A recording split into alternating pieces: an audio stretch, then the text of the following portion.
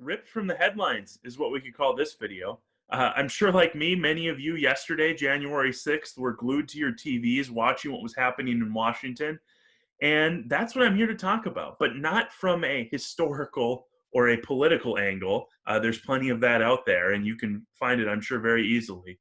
I'm here to talk about the economic and the market angle of yesterday's event, the chaos at the Capitol, as well as, and maybe more impactfully, the day before, those two special Senate elections in Georgia. So I want to talk about the economic and market consequences of both those different events. And let me start with what happened yesterday. I'm going to call it the chaos at the Capitol. Certainly a chaotic and, in a lot of ways, sad event to see the Capitol breached in such a way. That being said, I don't believe that this is an economic event. I believe it is a historical and a political event, but I do not believe that it will have a long-term consequence on the market. And as it would happen, the markets opened up today. So I do not believe this is going to be a long-term issue. Of course, the caveat to that, and the caveat to everything I'll say today, is a lot of these things are remain to be seen. We have not seen all the consequences of all the different things that have happened. So it bears keeping a close eye on, but at this juncture, I'm not worried about the economy or the market based on, again, the chaos at the Capitol. Now, the Georgia special elections, those could have potentially a little bit more of an impact.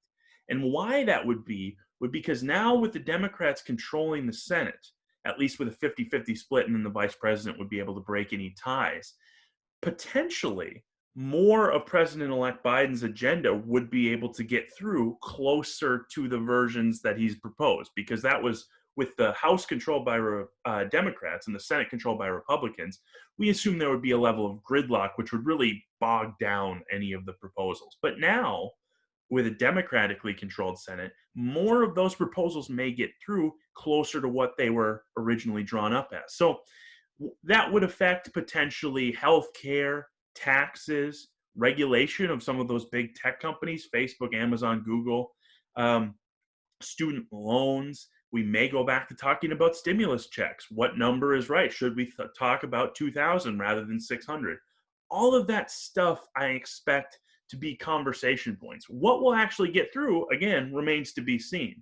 And that's something we're going to have to watch very closely. So keep that in your mind, that I think this creates maybe a little more uncertainty as far as what's actually going to happen and get through the House and the Senate, because now that they're both controlled by the Democrats. But that being said, it doesn't necessarily change our November or our pre-November projections that much.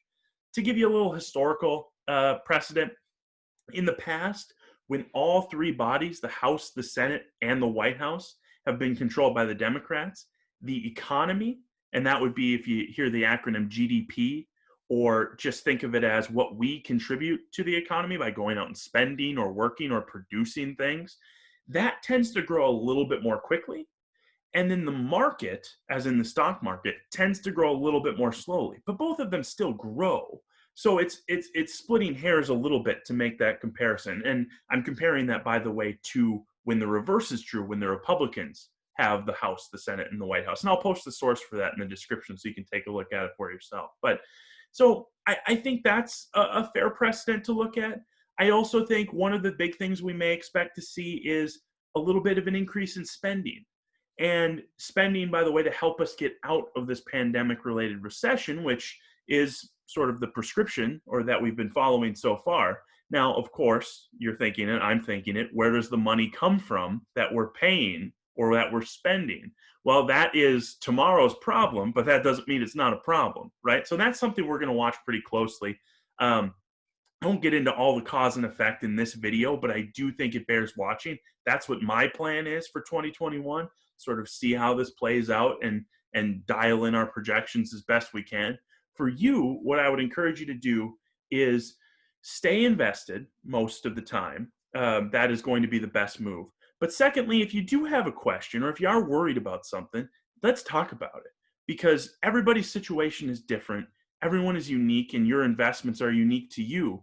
Let's talk about what makes the most sense in your case versus just trying to find a one-size-fits-all answer, because I don't think there is a one-size-fits-all answer here. So I wanted to give a quick update on what's been going on.